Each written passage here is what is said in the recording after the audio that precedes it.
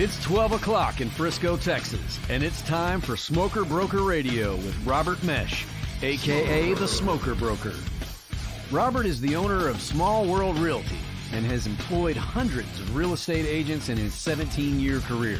He has instructed and mentored over 10,000 real estate agents at the highly acclaimed Champions School of Real Estate and is considered an expert in Texas residential realty. Robert is also an advocate of true entrepreneurial spirit and has helped many to transition from corporate America into the world of self-employment. And now live from the studio to your world, the Smoker Broker.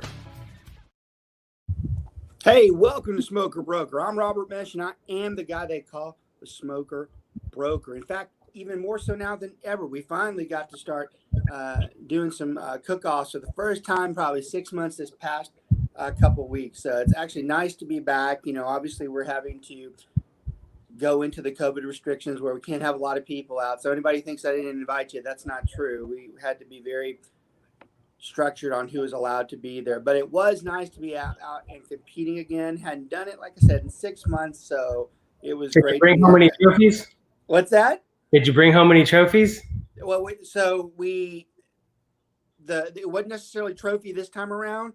It was more just place. But I will tell you, I came in 5th, and the 2 or 3 of the winners were professional, the guys that run Heim barbecue out there in Fort Worth, and one of the Lockhart guys. So they're pretty tough to beat. I took no shame in steak and ribs with them, and we did well in brisket too. So I guess so. They weren't handing trophies out, but it was nice to, as far as the order goes, that's where we were. It was a little bit different than it normally was, so that was kind of cool. But it was nice, man. It was nice to be back out there. One of the things that was funny, I don't normally, when I'm smoking a pork belly, usually I just smoke it and then I cube it and I let it sit for a little bit longer and it gets crispy. Well, we had the open pit. So when I was cubing them, it was completely by accident, but I dumped the damn tray onto the pit, but that fire must have been about 700 degrees. So I was like, I'm just going to torch the living hell out of these things. So we went back through, man, they were the best. That was the best piece of pork belly we'd ever had. We actually got it to where it was so black and bark on the outside, but it was like just completely, Dina hates this word, moist fat on the inside. God, it was good. It sounds good. It sounds funny good. When you're by accident, you do something. I won't say why it was by accident that I dumped it, but it was probably the obvious that I wasn't. Well, I know it was good to be back with the boys.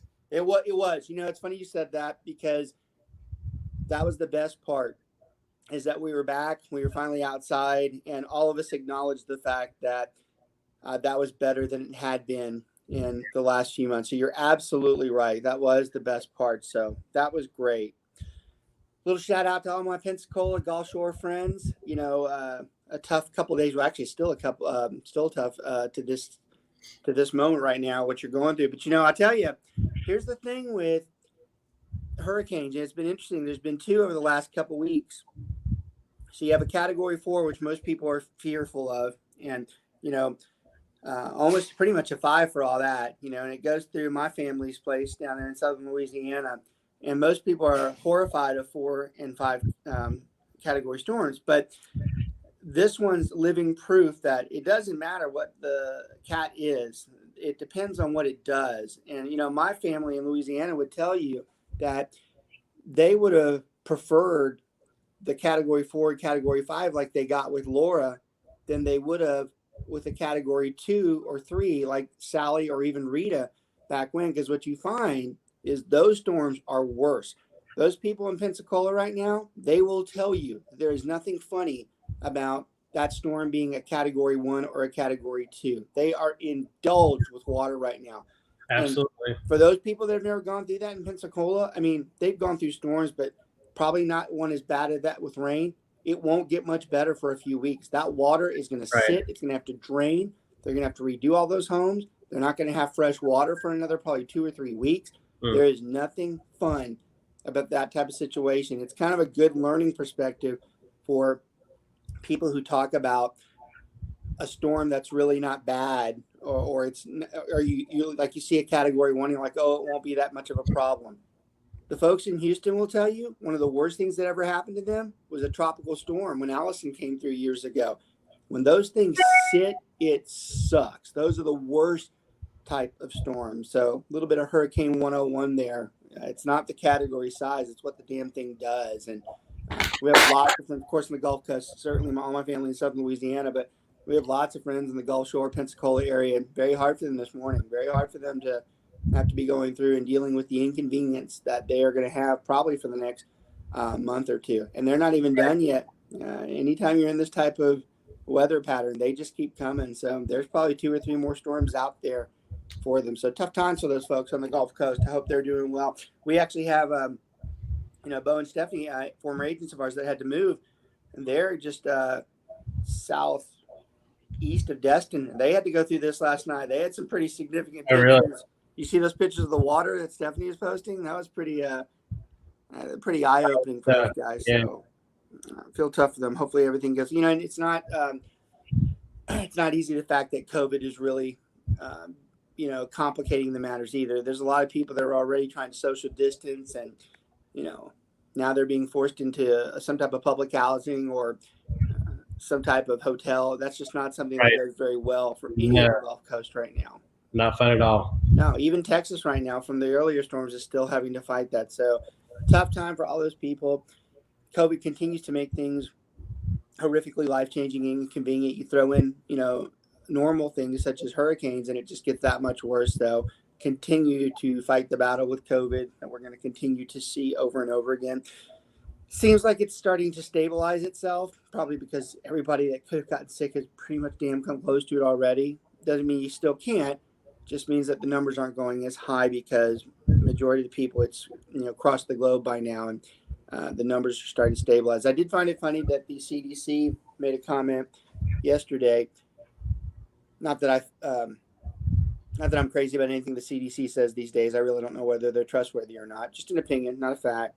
But they did mention they've almost got to the point where they think the mask are so important that it even will be stronger repellent than the vaccine itself. I don't know how to take that. I go, so are you saying the vaccine is not something that's that strong? Are you saying you believe that much the mask is that much stronger? Or are you just trying to scare people to wear a mask? It's a tough road there because, the more people I see these days, it's a mix. There are some people that are like, I don't want to have the damn thing on. I don't believe it works. There are a lot of people that say, look, the mask work. It's proven. You should have them on. I'm not saying which one's right or wrong. I wear the mask because that's what I'm told to do, and I wear it. But it's hard when I have good friends that say they're not wearing it because you want to say, well, you really should. But then I'm like, am I the person that should tell them that? Am I really the one? I'm not their dad. Am I the one who should be telling them they should have a mask? What if they're right and I'm wrong? Are we all really that much medical professionals these days that we can actually answer for whether the mask is right? By the way, I'm wearing it because I do believe that there is some help there, but is it like a completely fixing everything? No, I don't think so. And do I think some of the rules are kind of silly when you walk into a restaurant and you have it on, but then you take it off when you sit down? It's kind of awkward. I don't know what to think about that. Steps to walk into a restaurant and sit at your table. You're wearing it for about, like I said, 5 steps. I wear mine all the time, like you. I don't enjoy doing it, but I do. Yeah, I do it because I think it's walk the right thing. Parking lot nonstop about 4 or 5 times a day. But yeah, well, to my friends that don't wear it, I got a lot of them. Here's the only thing I'll say on the other side of it. Someone like me who talks a lot, especially if I'm in a group setting or having some type of presentation. I mean, I do tend to spit sometimes, and the mask does stop that. It's kind of gross to say that, but it's a fact. The mask does stop it. So when you're talking to someone close by, I mean, if you do have any type of contagious, it can help. You can't sit there and argue that it can't do it. I walk into about 3 different homes a day of people who I have no idea who they are. Yeah. So I do wear my mask, especially in that situation. It's the right thing. But to tell someone they have to wear it, I don't know about if that's right either. So it continues to be the more modern battle with COVID is how do we do that and how do we respond to people? You still see the people in the store who have the mask on, but it's under their nose. I'm like, well, that's kind of defeating the purpose. Well, I had some homeowners that were in the home and they didn't have them on. I had mine on there. Like, do we need to wear ours? It's like, you do what you want to do. Yeah, I'm making sure that I don't get it, and Yeah, I was because like, I'm doing this for your protection. So that's right. That's right. I don't want to be the one that's held responsible for. I came in here without a mask. I didn't disinfect or put anything I touched. So that's definitely the right thing for all the agents who are watching right now. That's and who will watch. That's the important piece there. It's not what we believe. It's to make sure that nobody comes back and says that we didn't follow procedure, and that's our job. Our personal beliefs, I will say, when it comes to real estate, that is not something that you're given the choice on. It is company policy anywhere that you go right now. Well, and city policy too, that you have it on. So we're not telling you whether it's the right thing or not. We're telling you need to have it on to conduct the business that you need to do. I do find the conversation funny about the people who have been asked to leave if they have a mask on and they say, I have a right to stay here. I'm like, yeah, easy. I don't know about that. But right back at them, they have the right to not put the mask on too. Again, I have a good friend. I had dinner with good friends this past week, and they were very structured on not wearing the mask, and I respect it. As far as I know, they might be right. So it's really interesting to see the continued battle about whether we should have them on or whether we should have them off. It's a very tough thing. I know I put them on because, just like I said, what I'm told, but like I said, many friends that are totally against it, not wearing it, no vaccine, and I'm not going to argue with them because they might be right. Maybe I'm wrong, and I respect their procedures in place. So again, we continue to talk about this because those of you who think we just want to have a COVID discussion, you're wrong. We talk about it because it affects what we do day to day. For instance, and just talking about it right now, one of the things that's become interesting as well when we're showing a house is someone who has a medical condition or some type of asthma that's been excused from wearing the mask. And how do you handle that person? If you're going to, be critical of them not having the mask on, they've been told they don't have to have it on if they have certain medical requirements. So that's another thing I'm starting to see. Whereas if you're judgmental about that, that can be a problem. So you have to be real careful. I'm almost of the opinion that I'm going to say this carefully. It's none of your business because people say, yeah, it is my business because I can die from it. So I know that's the response there. But in the end, it's those people's freedoms too. So I'm not giving an opinion either way. I honestly don't know what's right or wrong. I know I do what I'm told, but to sit there and say the other person's wrong, I can't do that. I can't do that, and that makes it a little difficult when we're out there. Just like Mark said, what spurred this conversation, do we have to have the mask on? Well, no, I'm doing this so I protect you. I mean, we're not taking chances on someone saying, well, you didn't have it on. I probably got it from this guy. And let me clarify too, those are, I'm a photographer, so those are the homeowners that are in the house when I'm taking the photos. Now, when I'm going out on a call, a showing rather, I do let my clients know that they do need to be wearing a mask because, again, it's per MLS. Yeah, we have to tell them we can't go in. We can be just held responsible. So we have to tell them if they can't do it, just like any public place right now. We have to tell them, hey, we can't do it if that's what you're going to want to do. So if you need someone that is going to do it, you have to find somebody else. We're not going to break those rules. We're not going to get caught not having a mask on, nor you having the mask on. So, and while we have transitioned into more of fist bumps when we meet, there's still a lot of people that do like to shake hands. And so I certainly do that. I am diligent about using some hand wash afterwards, but that's something that might take a while. CDC has been very prominent about the fact that they're convinced that it's not off the hands that you get it unless you stick it in your eyes or your mouth, which you shouldn't be doing anyways. So if you're shaking somebody's hand or touching grocery carts, as long as you wash your hand after or some type of sanitizer, most of the health organizations are pretty across the board unanimously saying that should keep it away. So I think that that's fine. Now, with that said, I'm still very careful when I meet someone. I actually give them the choice.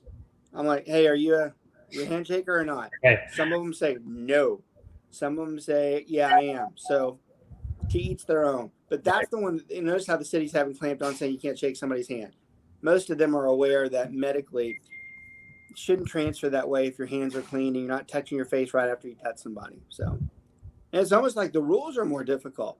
It's almost like the rules on what we're supposed to do and keep up with are more difficult. Yeah, I still forget to have the mask on sometimes when I go into like the gas station. That's why I started wearing it like this, just so if I forgot, I pulled it up. I need to get me one of those because I'm telling you, I go like to my car 5 times a day. I like the Gators better because, first of all, I find them more comfortable, and it's easier to talk with. My glasses don't fog up as much. The other ones tend to hurt my ears when they're wrapped around it. So I like the Gator. I think the Gator is easy to, just pull up like that. So I've been wearing it.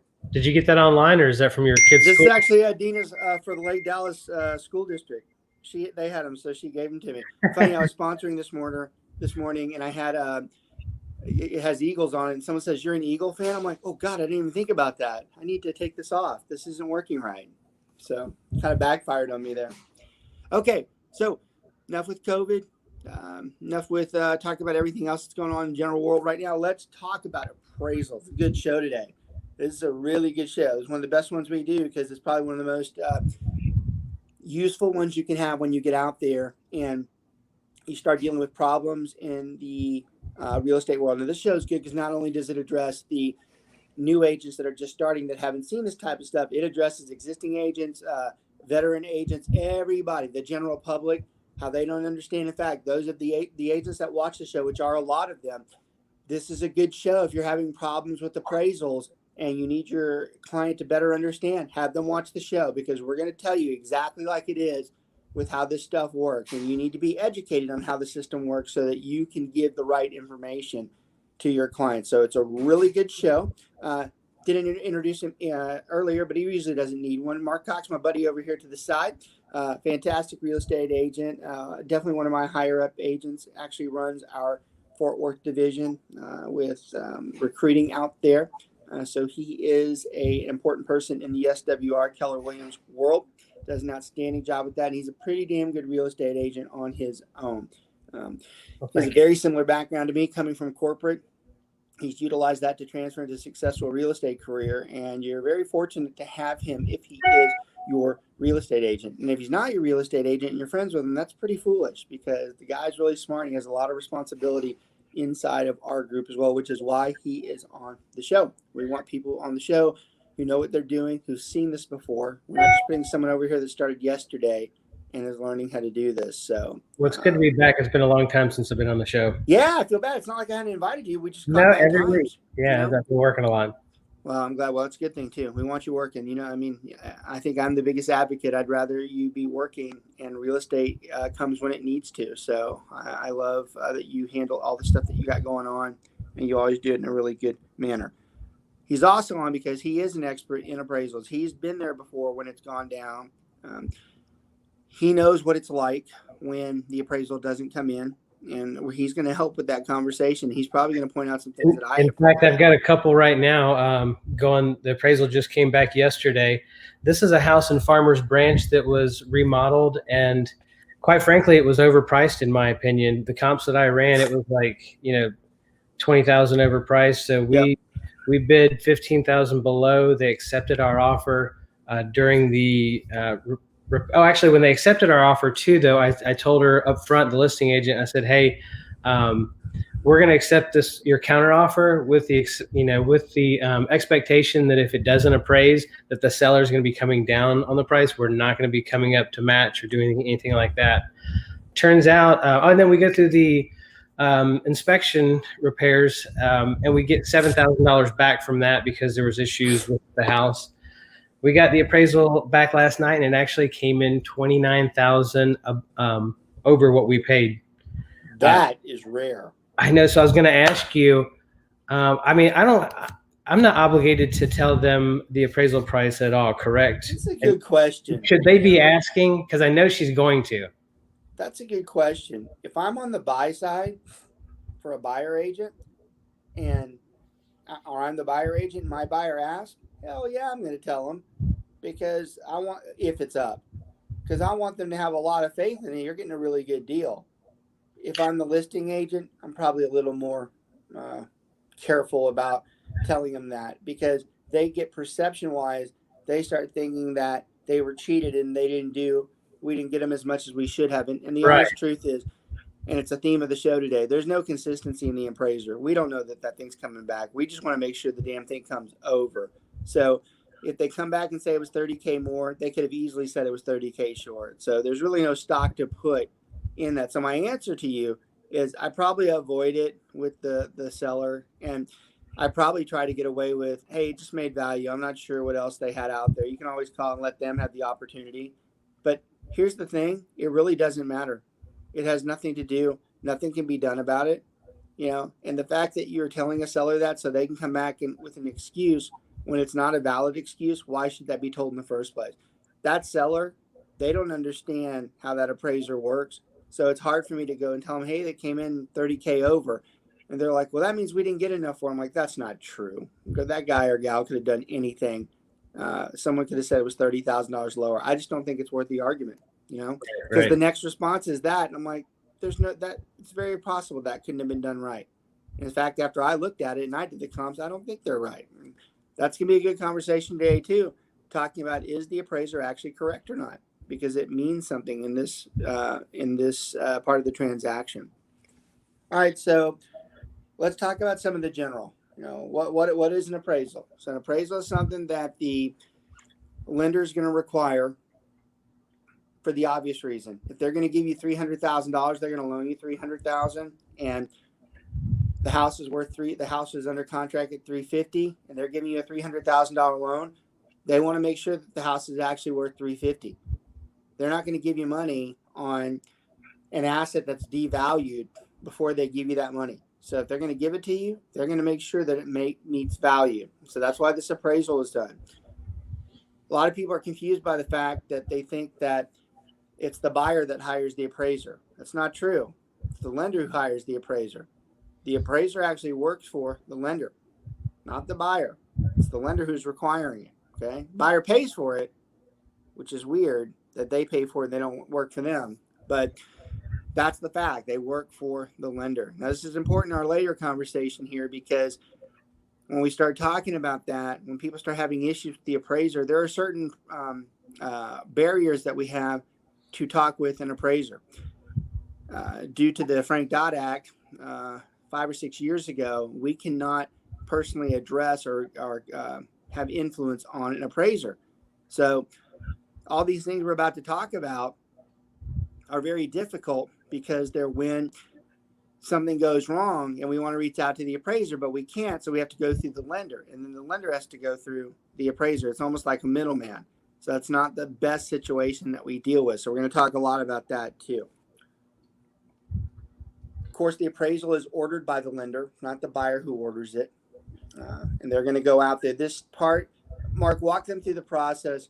When is it that we're doing the appraisal? What's happened before we get to the appraisal? Usually I don't have the lender order the appraisal, or my buyer pay for the appraisal until we get through the inspections negotiations or the repairs. And what's the common sense behind that? Why do we do that? Because if the deal's going to be broken over the repairs, then you just wasted $500 on an appraisal. That's right. And at what point are we looking at doing the appraisal? What's the time frame? How many weeks after we got under contract? I mean, hopefully a week or less, because it usually takes about 48 hours to have it inspected, another 48 hours to have the negotiations. And so by the 5th or 6th day, you should be ordering the appraisal. Sometimes, especially in this environment, it takes a week or maybe even 2 for them to get out there, and then another 3 or 4 days to write up the report. So that's kind of where I'm going with this, is that not only is it done after the inspection period's over, but it's also done, it's still extra time that's giving the buyer to say, hey, look, am I right here? Is everything, there's plenty of barrier time between when that appraisal is done that the buyer could have done something. So why waste the money on the appraisal earlier if there's still remorse, if there's still inspections? Those things need to get themselves worked out. Plus, on the third-party financing, I usually put 21 days for the buyer to be able to get approval from their lender. So it needs to be done within that 21-day period. So let me tell you something a little bit about that. I'm glad you said that, because that's something that I want to separate. It's not necessarily true the way you said that. The 21-day period is for the actual approval, the finance approval, okay? The property, the appraisal, it's viewed more as a property condition. So if it goes after. I'm glad you brought this up because this is a key point here.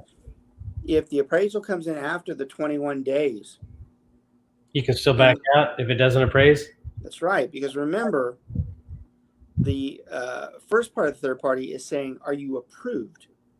The approval has nothing to do with whether the house appraises. It has to do with whether you personally have any issues out there that they have an issue with. The property in itself is a property condition, which says, well, these people are approved, but the property condition isn't what we need it to be, so we can't give the money out. So, yes, you can go after the 21 days. Now, what's great about the way you said that, and you so innocently said it, that's why we're going to talk about that appraisal addendum, because that's why they put that in there, so that there are choices that can be eliminated even if it's after the 21 days to see if you're serious about the house. So we're going to talk about that. Only on conventional, not FHA or VA? What about that? What'd you say? I said, is that only on conventional that you could do that, not FHA or VA? That's sad. I need to check, but I think you're right. I think it is. I think it only allows it on the conventional. I'll have to check on that. That's something I should know, but I forgot I think they changed the wording of that document. I want to be sure, but I think you're right. In fact, if you can, are you able to pull it up while we're on here, or is it too difficult for you? Yeah, if it's too much, don't worry about it. I'd like to know that to make sure we advise everybody right, because that's something I constantly forget, whether they can do that with the government loans or not. So let's make sure that's out there. I'm pretty sure that you're right on that. So you have all these alternatives out there, and this is why we do it. This is why the appraisal's done. This is why we're going through this process. We'll look at a couple questions here. Tara said, would you order appraisals if you can't get reasonable comps? Okay, so actually, Tara, that's a good way to start our next conversation. She's asking, do we order the appraisal if we know the comps aren't good? So that question actually goes before we even put this contract in place. Before we put this contract in place or this offer in place, you guys are instructed to go through comps to make sure that the house is of reasonable value. And this is for both sides. If you're the listing agent, you're going to make sure it's reasonable. And if you're the buyer agent, you're going to make sure it's reasonable. Because if the comps you do on the house show that the house is overpriced, before an offer is made, there has to be a conversation, which is the obvious, as to what happens if this doesn't make value. Because from what we're looking at, it's not going to make value. So why are we going to wait to have a conversation we already know we think we might have?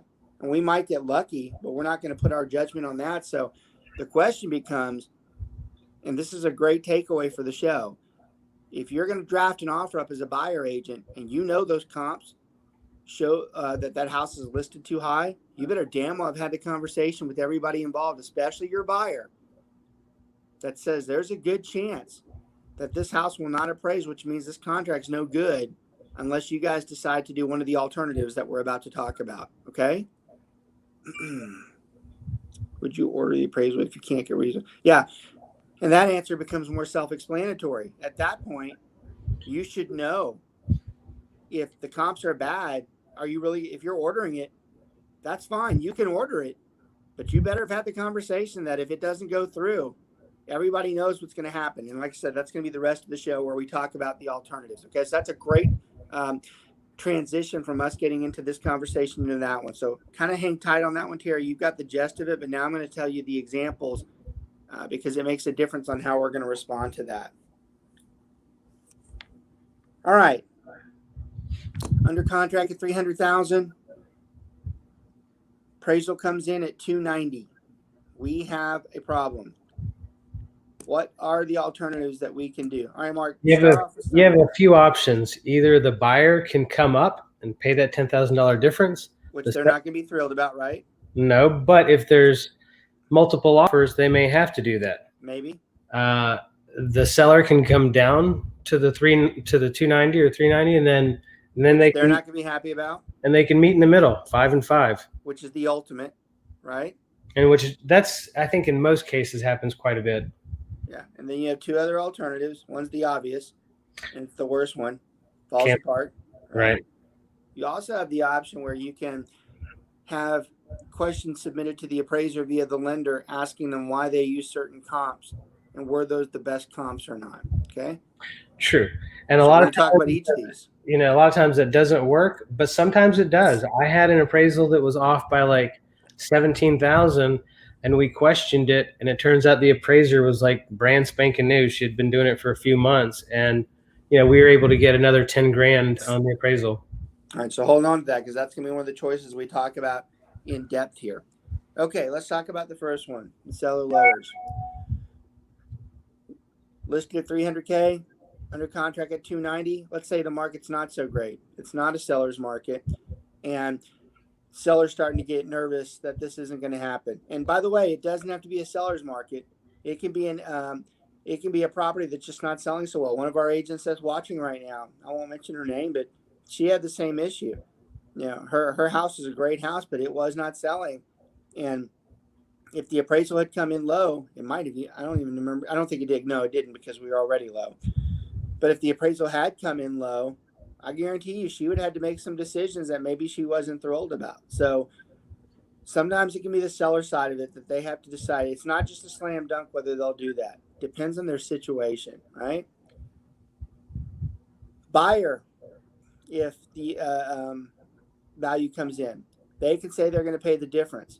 I don't know anybody in the world that's okay with agreeing to a contract and getting it in writing, and then they're okay with giving an extra 10K because the deal didn't come in like it did. Most buyers won't be happy with that, but just like the seller, they have choices. They can decide whether they want to lose the house because there's a shortage of houses right now, or is it better for them just to bite the bullet and pay it so they can move on? I will tell you, most buyers bite the bullet right now because housing is short and they don't want to risk not having that house. So a lot of times you'll see this right now, okay? Not good for either side of that. The buyer doesn't like it and the seller doesn't like it. The ultimate solution is where they split it. Buyer says that they'll come up X amount, seller says they'll come down X amount, and they get it done. Agents might even get involved in that too, which they shouldn't, but if it's necessary. I've had to do it before to save a deal. Well, something's better than nothing, right? Yep. Isn't that the rule that we use? It is. Sometimes you do have to make those adjustments. All right. Then you have, like I said, the worst case scenario. The deal falls apart, which just sucks because now you've just wasted time that you'll never get back, and money for that matter too. And then, of course, you have the ability to question the appraisal. So I want to talk more about that process on the value because that's what really drives this particular show is to how did we get here in the first place? Why is it that the appraisal didn't match? Something wasn't right. We already discussed we should have done comps, both agents. So we should have known where the house was. So why is it that we're so surprised by this right now? It is amazing how many owners come up to me and they're bitter about this because they're like, I didn't know this would happen. I'm like, yeah, you did. You just weren't listening when I told you. We talked about the expectations here and now you're in it, but you weren't listening the first time. Now you are. So sometimes they'll say, well, forget it. I'm just going to go put it back on the market. I'm like, and be in the same boat? You're just going to go right back to where you before. You're not really getting away from this. We hadn't talked about on the government loans, the FHA and VA, those values, they're documented in there for the next 6 months. So the next person who comes in, if they're going FHA or VA, they'll be able to see that. So you're not running from the appraisal. You might think you are, but you're not. So for them to get all angry and say they're going to go elsewhere, excuse me, this should not be being tired. I got an allergy shot, and I'm telling you, it has put my ass down. I don't know what it was. I don't know if they put more in it, but I slept good last night, and I feel like I'm about to drop on this keyboard right now. So not boredom for sure. I wouldn't be bored on my own show. It's terrible drowsiness from those allergy shots this morning. It's not very good for me right now, so I apologize for that, especially on such an important topic like this. So let's start getting into how this looks when we start trying to figure out how we're going to do it, because it all is based off the value of the home. Let's see. Alan said bad appraisal means time to tune up your negotiation skills. Yeah, because everybody should have known. Everybody should have known the value. And a bad appraisal shouldn't be a surprise unless there was an incompetent appraiser. Everybody should have known where that house was going to come in at, unless the appraiser doesn't know what they're doing, which unfortunately does happen from time to time. Now, this show a lot of times gets taken out of context because it kind of adheres to that the appraisers are bad, they don't know what they're doing, and the appraiser's the bad guy. That's not true. Most appraisers I know are very confident, very good at what they do. It's the few bad apples that give the whole bunch a bad name. And those are the ones we're talking about right now to protect yourself, to make sure you're dealing with that individual the right way. Just like Mark said, they found out the appraisal that was done bad a few weeks ago or whenever it was, the appraiser was new, which means they didn't know what they were doing. And thank God somebody over there was smart enough to say, you know what, you're right. This shouldn't be like this.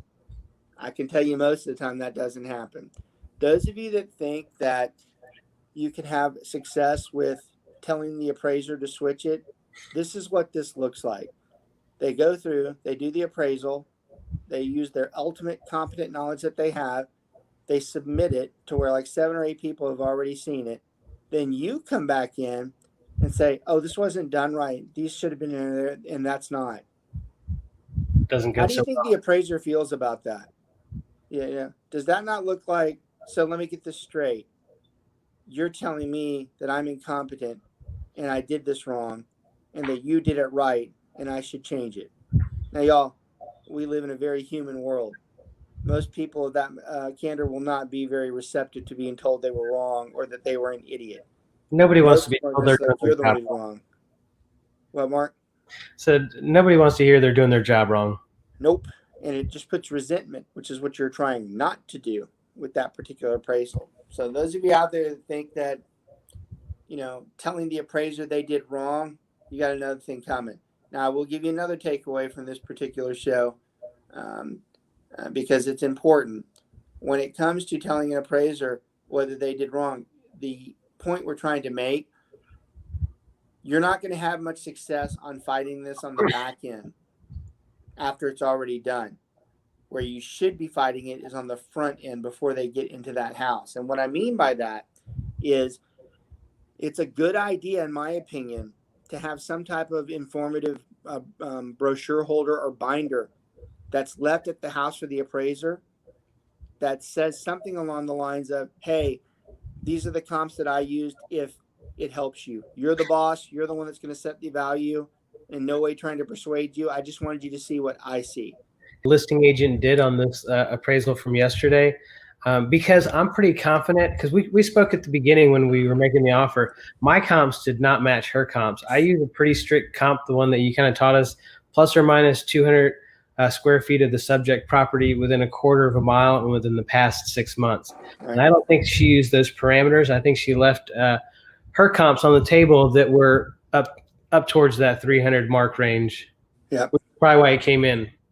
Well, the house was a nice job on the remodel, but still the neighborhood didn't provide those numbers. I don't think. Well, and we're going to talk about the detail because that's the heart of the show, is making sure they understand why are we off. But I will tell you with the comment that you just made, one of my biggest objections, and this sounds a little bit conceited, but it's not. It's factual. It's proven factual information.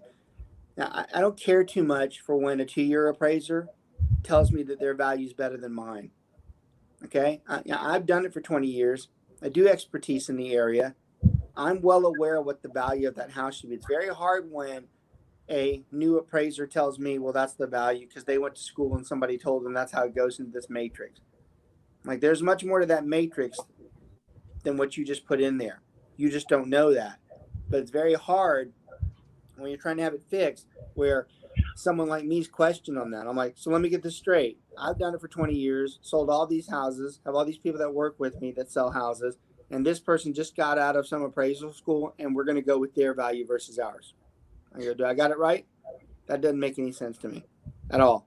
I don't even think the people that have common sense, it makes very much sense to them. I think even they would object to them, like, that just sounds stupid.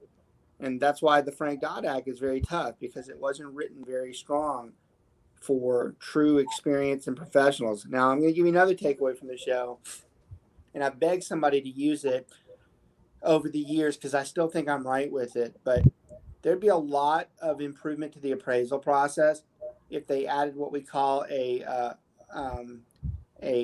plug in the numbers, which means in accounting, it's like an acceptable rate of difference to where everything's fine. Remember, the reason why we're doing these appraisals is to make sure that the lender adequately feels that the price is worth the amount of money that they're going to go ahead and loan for, or that they're willing to give. And when you're making that type of assurance, that's why the appraisal is done. But this stuff about the appraisal having value issues because it's off by $1,000, the whole reason that appraiser is there is to make sure that no fraud's being committed between the agents, to where the agent lowered it and the buyer agent agreed to get someone in there, and then they split the profits with it later. Those are easy to detect. If they would just use a 5% plug, which means that the house is like $100K and it comes in at $96,000 under the acceptable plug, they would say, hey, look, it's close enough. There's no reason to go through this. But instead, they create all this dilemma and this drama over something being offered for $4,000, because the whole purpose is to make sure fraud's not happening.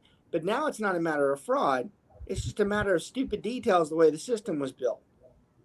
And that's a big piece of this problem, is them knowing that there's nothing wrong with it. If the value comes in $30,000, should we be looking at it? You bet. Absolutely. How is it that the two professionals got this contract signed off on and it's off by $30,000? That is a case that should be looked at saying, what the hell did y'all look at? But when it's off $3,000 or $4,000, that is not easy to do. That's very hard to accept, that someone's going to be cheated out of living where their family wants to live because the real estate agents couldn't understand the law itself, and they take it subjectively and worded it the way they wanted to. That is a big problem that we have. All right, before I always like to make sure we're getting toward time, almost at the end of the show. It goes so fast. I want to make sure that we mention our primary vendor and sponsor for the SWR group out of Keller Williams. That would be Martin Cooley with BPG Inspections. We have a lot of choices as to who we use as far as inspectors go, but our group specifically uses Martin. We give choices. We usually give 3 to the general public to make sure they're the ones that look through everything. But we do push Martin a little bit more, simply because he's done it for so long. We've never had any issues with him. We consider him a very good professional and a very good friend as well. So we enjoy passing his name along. Again, that's Martin Cooley with BPG Inspections. His number is right below me there at 817-401-3240. And we always appreciate him sponsoring the show. A lot of our agents focus in on Martin when they go to find an inspector. And it's nice to be able to send that business to someone that we're very comfortable that we know will do the job correctly. So there's Mark's bio up there, and all the things that he's done. You can see he has a little bit of a military background in there, which is also super impressive. But we thank Martin for everything. Always appreciate you, buddy. And we'll definitely talk with you soon.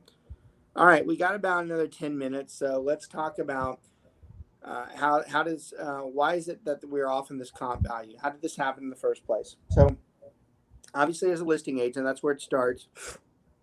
Mark, walk them through it so I don't have to talk through it all. Walk them through the listing agent, what they do before they put the house up. What is it that they did to see where they're at? You actually just said it, but repeat. So when you're pulling up comps, you want to find a home that is close to your subject property. So I usually go 1/4 mile. Again, square footage is what they're mainly looking at too. So you want to be plus or minus 200 square foot of the subject property, because someone who's buying a $3,000 home is not going to be looking at a 4,000 square foot home or a 2,000 square foot home. And then additionally, you want to have it within the past 6 months, because, real estate is like the stock market. It goes up and down, and, within 6 months is fine, but we don't want to be looking at houses that sold 3 years ago. That's right. And then you also need to get at least 3 sold homes in order for it to be a good comp. Well, I agree. Well, you want to have a decent sample size. You can't just have 1 sold in the past 6 months to be able to get a true value. What's the other reason why we want at least 3 on there? What's going to happen when the appraiser gets in there? Well, they're going to want to compare. They want 3 properties as well. Yeah. Do they stop if there's only 2 properties out there? Do they stop with comps? No, I think what they do is instead of a quarter mile, they'll just go to a half a mile and then 3/4 of a mile until they get at least 3 comps. Which means the room for error becomes greater. Right, because it's not the same neighborhood, could be a different builder, you know. So that's what I was going for. Mark's summary there is really needs to be in the same area. When we say in the same area, probably should be in the same subdivision. You have to be careful when you talk about the same subdivision. Some subdivisions have different sections that are what we call decade impaired. Like you might have Oakmont 1 that was built in the 70s, Oakmont 2 that was built in the 80s and 90s, and then you have Oakmont 3 that was built in the 2000s. These are very different. You couldn't comp Oakmont 1 to Oakmont 3. So that's a good takeaway from the show. Even if you're inside the subdivision, you guys can't go through, and you have to stay as close as you can, because every time you start going outside that subdivision, it's going to become more difficult to get the correct value. Okay. So that's one thing in there. Trying to see if there's any more questions on there. Okay. We talked about the age. We want to make sure the age is correct. Same thing with the decades of where the house is at. We want to make sure the size is close. Mark did a good one. It's not set in stone, but Mark is correct that we want to be within 200 square feet. Because y'all, just for anybody who's out there in the general public that watches the show, 200 square feet is a big deal. You do realize like one of your kids' rooms is like 10 by 10, right? That's 100 square feet. That's a whole room. When you start talking about 200, you're talking about 2 whole rooms, maybe a game room, maybe a full formal and dining room. It makes a difference. So those of you who are metrically inclined and don't have a very good understanding of measurements, 200 square feet is a big deal. One of my favorites is when I do a listing and I tell the people what the house is worth, and they're like, well, wait a minute, John and Tina got $500K and their house sucks compared to ours. And I'm like, who the hell is John and Tina? They're like, the house next door that sold a couple months ago. I go, the one that was like 2,000 square feet? I go, are you kidding me? I'm not kidding about my allergies. They're bad. Bless So I go, 2,000 square feet? I go, you're not even in the same universe as that particular individual. Well, Mark, you have to help me out. So 2,000 square feet is a different universe completely. You cannot sit there and compare those houses, but this is the obstacles that we run across. This is the one that we run across where you have someone sitting there who makes a general observation and they say, well, this is fine. I'm like, no, it's not. Okay, so it has to be close. The appraiser hopefully is looking for the same thing. Now, as we get into our last 5 minutes, again, this conversation could stretch out a lot longer. We're just hitting the high points. Here's the greatest takeaways from the show right now. Here's the biggest problem that's happened over the last few years, and it is recent. For the longest time, appraisers appraised the house the same way we did. They looked at the age of the house, they looked at the square feet, and that was what really drove the comp, was what the square feet was. We wanted similar square feet for the reason that we just gave. And for years, that's how we did it. Well, the Dodd Act started allowing what we call collateral underwriter review, which basically gave the appraiser the power to actually value upgrades in the house. See, up until like 5 years ago, a lot of you are surprised by this. Up until 5 years ago, we didn't actually give a damn how many upgrades you had in your house. Even if you had, I'll use my little photo things that Nina gives me. So like, let's say these 2 houses go on the market, all right? They go on the market and they're the exact same house, except this one has 50,000 cave upgrades and this one doesn't. When that thing hits the market, in previous years, they're going to sell close to the same. The only difference is this one probably will sell faster. All right, that's been true for many years. But what they finally decided to do, they said that, look, that's not right. If someone's put more into their house, then they should get more. And most of us agreed with that. So they finally said, we're going to let the appraiser give value. But they also said that the appraiser can do what, Mark? They can give value, but they can also do what to it? To lose value. They can take it away. And now we started getting into where we had subjectivity. We had subjectivity to the appraisal, meaning now we're doing our comps based off of square feet, and our guys are not accounting for the upgrades. And if you want a simple answer as to why our guys don't calculate the upgrades, it's because they can't. They don't know what the granite cost. They don't know what the hardwood cost. They're not professional in that standpoint. Most of them don't know how many piers were put into the foundation, how much value that added, or a new roof. They're not qualified. And by the way, neither is the appraiser. And that's my biggest objection. I started the call off with that the appraiser, they get viewed to be a bad guy, and they're not. Most of them are super smart. The majority of them are, and they do a good job. But this collateral review, where it gives them the subjectivity, for them to sit there and tell me that the granite in the kitchen, they gave a $3,000 credit, when I know for a fact, and we have a receipt that the granite cost $7,000 3 months ago, who's right? Them or me? You when are. An appraiser goes and looks at your pool that you just spent $75,000 on, and they give you $30,000. Why? By the way, my appraisal friends will tell you there is no set instructions that they use to get value. They just go off the hip. Some will argue, they say it's the square feet. That's ridiculous. They're doing their best to say it's worth this much. And the honest truth is they cannot predict that accurately. And if they can't predict it accurately, neither can we, which means we are going to have differences in this process. We're having appraisers out there that are saying we're giving granite this much value, and we have agents out there saying, I'm not even looking at the granite. I'm just saying that the size of the house sells at this much over the last 6 months to the last year or so. That presents a problem for us. That's the problem that we have. We started the show with telling you what the problems are. Then we started telling you what are the situations that cause issues. And now we're telling you how we get to that point. And that's why we started the show off with the alternatives. But now we're telling you, well, how does it happen in the first place? The bottom line, it's not hard to do. It's not hard to do. With the values being subjective, giving the appraisers credit, it's easy to mess it up. Now, what we have addressed our agents with, we now tell them that we don't expect them to give value for upgrades, but we do expect them to acknowledge if we comp the house at $300,000 and the other houses we comped were a lot nicer, we make it clear to the seller, hey, look, we've got you at $300,000, but that's compared to all these houses that had a lot of upgrades.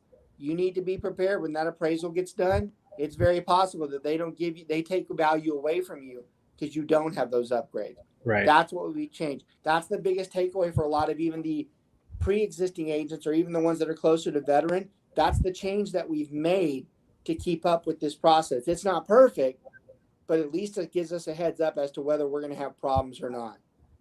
Let's see. David said, smart to provide the appraiser a list of all the improvements. Yes. In that binder, David's asking whether we should list any of the improvements that have been made. Absolutely. And I'm putting those at retail value, meaning even if I went and fixed it myself for like $15,000 and it would have cost like $23,000, I'm putting in there that it was $23,000 because it's a legitimate fact. I'm not giving the value based on my craftsmanship that I did it. I'm going to value it as to what it would have cost somebody. You absolutely, any type of improvement you are going to put, because that's one step closer for that appraiser saying, well, this house has a lot of money in it. It's worth this value versus that. So yes, absolutely. Work meaning updates to the home, not repair work per se. Work meaning updates to the home. Yeah, I mean, you're definitely wanting to make sure that you're separating, putting the upgrades in there that make a difference compared to the average home out there. So that's a good point to make as well. I'm trying to think if I missed anything there. Such a generic overview, but believe me, it's very helpful. I guess I'll end with this, with the procedure standpoint. The appraisal comes in low. Once again, you have these choices. Your buyer either pays more, your seller either pays or agrees to take less. They agree to split in the middle, which is the most popular. The deal falls apart, or we try to persuade the appraiser via the lender to do the right thing. If those are your choices in place. That's what you're supposed to do. This is meaningless if you didn't do your comps prior to this process. And this is where a lot of you start to get exposed. When you start having an appraisal or having an appraisal issue, one of the first things when you all call me, and those of you who have done this before, you can attest to it. You call me and say, hey, look, we're short 20,000 on this appraisal. I'm like, how the hell did that happen? They're like, well, what do you mean? I'm like, didn't you comp that house? And then there's a pause. And then they're like, well, there was this one house. I go, where are the other two? I go, there's three. You have to have three. You can't just ignore them because they don't go your way. You have to have three. You have to be able to defend the value of the home that you're using and why you use that, because you're not going anywhere once that appraiser gets in there. There is a process that's in place. You have to get better at it. You have to be good at understanding, is this going to go through or not? Is this value right? Are we right? Now, we can all be right, both the agents, and it's the appraiser who's just a fool. And we'll address that at that point too. But I think everybody would agree here that if we're not right when we start, we ain't got a chance. Because if we're wrong, it means it only gets worse. So that's the key, is you have to know how to handle it and what process to go through, but you have to be the one that execute it in the manner that we asked you to do. If you don't, you're going to cause yourself a lot of problems. I want to thank everybody for watching. Our archive views continue to be ridiculously high. Appreciate everybody who takes time. Those of you who are live, appreciate y'all watching as well. Hopefully I got to everybody's questions. And again, archive watch, great show to push to a client who's not understanding the appraisal process. Great show to push to existing agents, especially the newer ones. This is a very big piece that a lot of people don't understand in the real estate world. Again, thanks for watching. Hope you guys have a great week. We will talk to y'all soon, and as soon as next week, right? See y'all then. Take care.